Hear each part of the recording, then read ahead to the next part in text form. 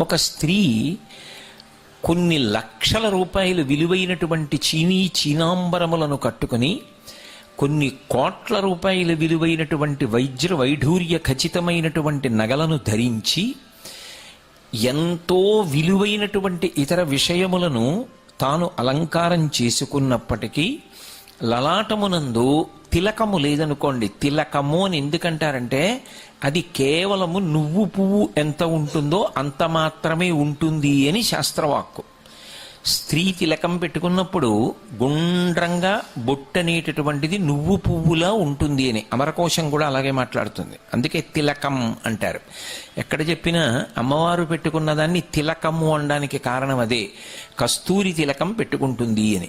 అది ఏ స్వరూపంతో ఉండనివ్వండి, లక్ష్మీదేవైనా అంతే. అందుకే మహానుభావుడు పోతన గారికి దర్శనమైంది. పువ్వు పువ్వంత బొట్టు ఉంటే సుమంగళీ స్వరూపం, సువాసిని అని. ఆమె ఎవరు అన్నదానితో సంబంధం లేదు, ఆమె సువాసిని. ఆమె ఎదురొచ్చిందనుకోండి, సాక్షాత్ పరదేవతయే ఎదురొచ్చినంత సంతోషంగా ప్రయాణం ప్రారంభం చేస్తాడు.